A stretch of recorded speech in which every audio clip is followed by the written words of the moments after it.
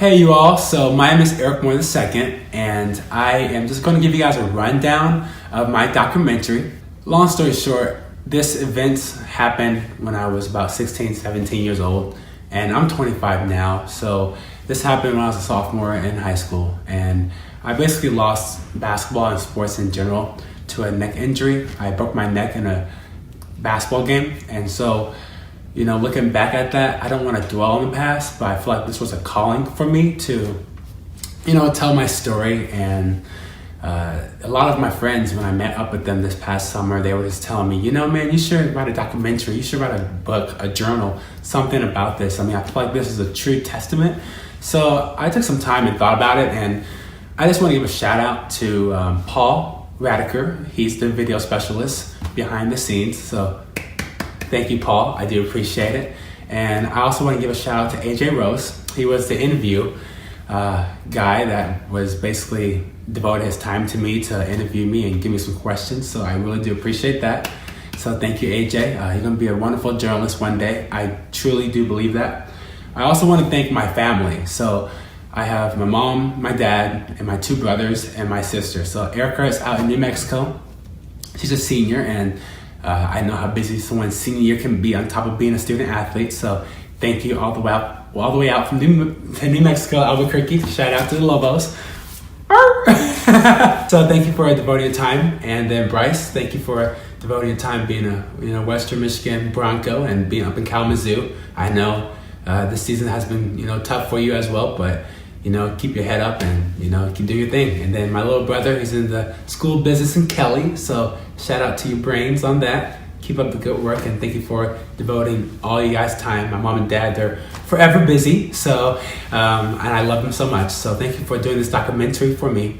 I also want to give a shout out to the people at my old high school, Mount Vernon High School in Fortville, Indiana. I want to give a shout out to Jessica Brown and to Miss Julie Shelton. They didn't have to do this for me, but they did. And they were once there when the whole incident happened. So really heart touching for me, and for them to, years later, have me come back to the high school was awesome. I also want to give a shout out to Joey Burden. He's a training specialist that gave me the opportunity to use his gym. So if you have a kid, anybody in grade school to middle school to high school that wants some training lessons, shout out to Joey. He's the man. All right, Joey, gotcha. Besides that, one thing that I learned is a one-way lifestyle, through decisions, determination, and faith.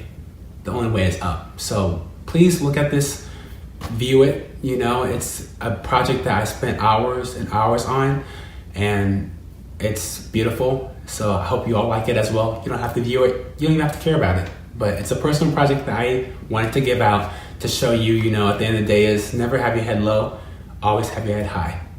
Thank you. What impact did seeing Eric lose his favorite sport, basketball, have on you? It was very difficult at the time.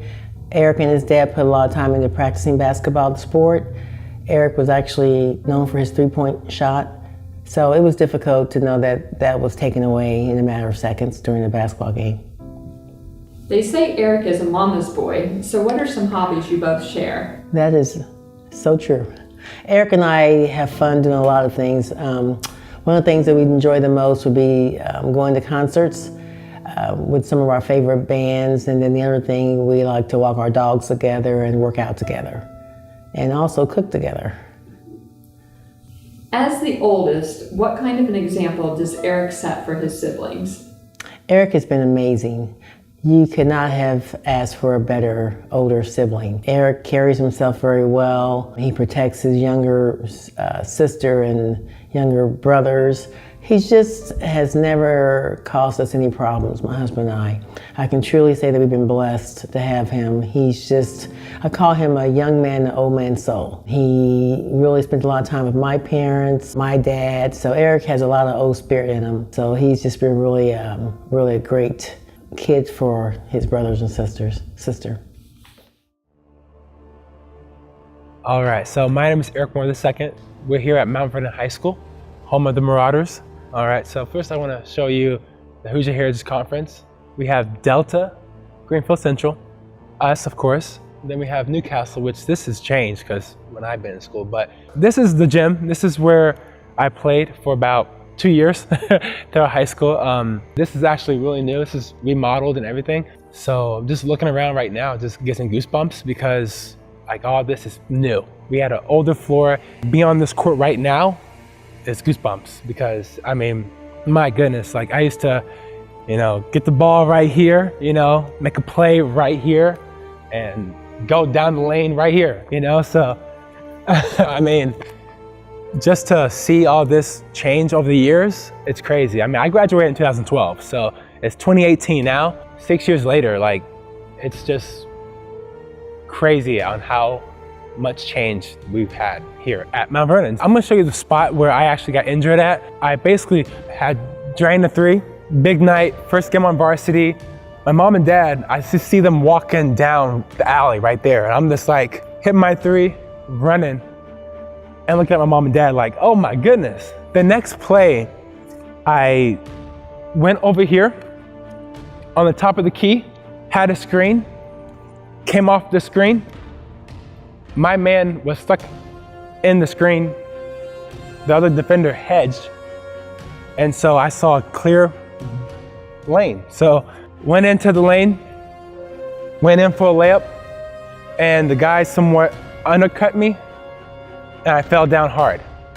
It was a very scary moment because at the time when I fell, it was just like straight up numb, like paralyzed. And that right there kind of got to me. I will never forget when I fell, they brought me to the side right here, right where this MV symbol is actually.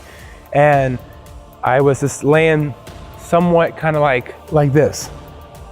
I mean, just looking at the ceiling, the lights, just me doing that gave me the chills. In front of a big crowd, one of the biggest crowds I played. First game on varsity, trying to show out in front of my coaches, my team, my friends, my fans, whatever you call them. It was a scary moment. It really was.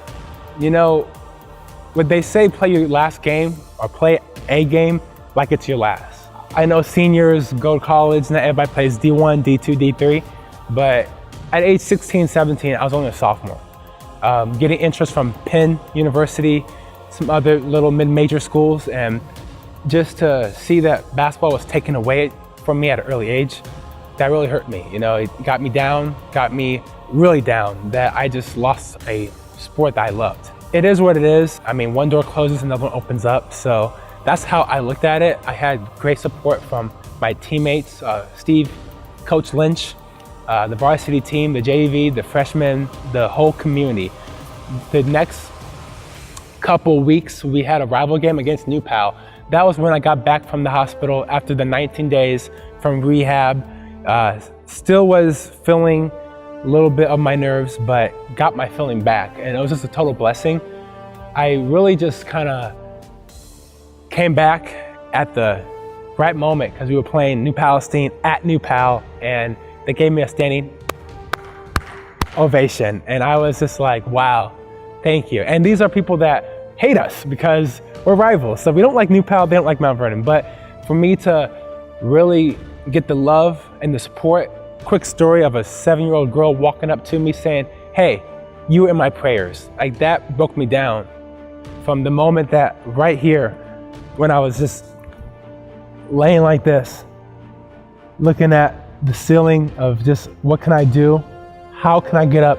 Because my dad always told me, whenever I play football and basketball, get up or finish strong.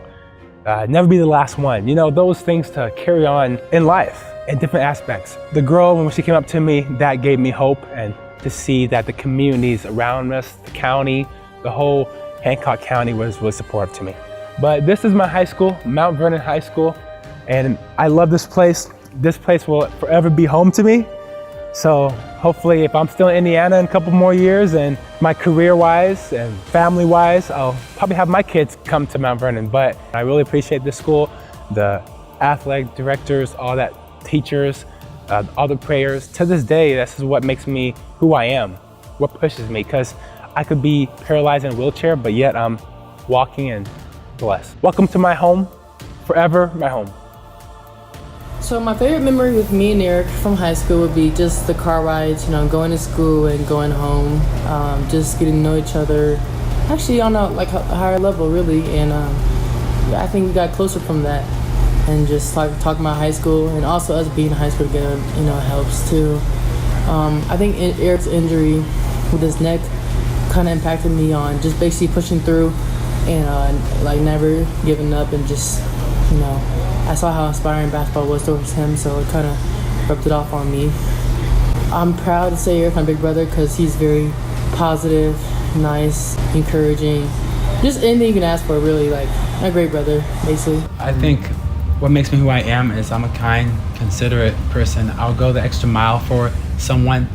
If it's, in a time of need, I'm always an ear, a phone call away, text away, and I do my best to drop everything that I do if I can at that moment and help my friend out or anybody out that needs help. I think that's what makes me who I am. I believe in the golden rule, treat others how you want to be treated. So if I treat you like, dirt, if you treat me like dirt, I can't be too upset. I live in a dirt thinking world. But if I treat you, positive, and you treat me positive, hey, well, we're good, we're friends, we're happy, But if vice versa, if I treat you bad and you treat me good, I pause and, just self-reflect, But that's something that makes me who I am today. Is I'm very hospitable. That's why I'm in the hospitality industry. If that's McDonald's or hotel management, that's just what I could do. I love people. So people can break you down. People can make your day. That's how the world is. But negatively, sometimes I can get sucked in. If someone is really slow at, just being kind to me, I can get a little impatient, kind of like, okay, Eric, you know what, just be a jerk today. And it's like, stop, There's a reason why that person's a jerk right now at the moment. Maybe get them into a positive mood, and that's just something as, have a blessed day or something like that. Very cool. Well, you've described, you told me about how you would describe yourself. Right. Your strengths and your positives, but on somebody like a friend, for example, who knows you, what do you think would be in their mind? How would they look at you from an outside perspective? I would say they would hopefully think that I'm a good person and, shouldn't be shy to ask me anything. The worst thing I can say is no. Maybe a hell no, but depending on what I have been asked a lot of, hey, absurd, just out the park questions. But for me, it's a thing of like, hey, if you ask it, I'll tell you. And I hope all my friends know, friends of friends, acquaintances, whatever, people know that I'm a person of full positivity. And if you want to talk to me, feel free to. Talk to me nice, but yeah. So it takes respect.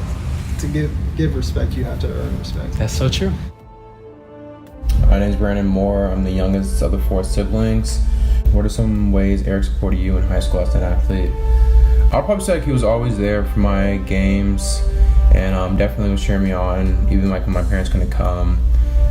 Even though I dropped off basketball freshman year, when I transferred and did football, he was always there and was really supportive. For the second question, what sorts of benefits has growing up in a sports family given you?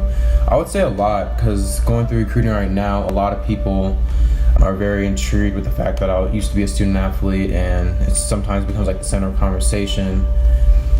And it shows like a lot of skills and qualities, and that's not seen in everybody, and it really puts you ahead of your competition. And for the third question, Eric being the oldest and you being the youngest, what are some things you've taken away from Eric and his life experiences, whether high school, college, or early career? I would just say for the most part, just like the mental toughness and the ability to keep moving on even though you've been dealt a lot of hard things in life, surgeries and sport events and scenarios that have happened. Well, Eric being the oldest, he's always been a little more mature than his siblings. He always looked for the direction that the whole family was going in, and he always wanted to be a part of that, and making sure that even as they were younger, that the elders were doing what's supposed to be done. and he loved the pecking order of the family, him being the oldest. I'd say the largest accomplishment of his was graduating from college. And after all he had gone through high school, when he graduated college, Eric had a higher GPA in college than he had when he came out of high school. So I was very proud of the fact that he went to college and took it very serious, and really involved himself in different activities as he was going through and graduating with over 3.0 GPA. I'd say for Eric was staying focused on what he wanted the outcome to be. As he was gaining strength back in his arms and legs, he stayed focused, and once he got to a certain percentage where he could walk, and then he went to jogging and lifting weights and working out, and still today consistently works out, understanding that you get one body and you have to take care of it. So I think that for him, it's been very important to him to make sure he makes the best of each day. After coming out of his injury, he understands that life is so short. What is one piece of advice Eric has given me that I feel that I use most in my life, and that's kind of just live every day to your best ability.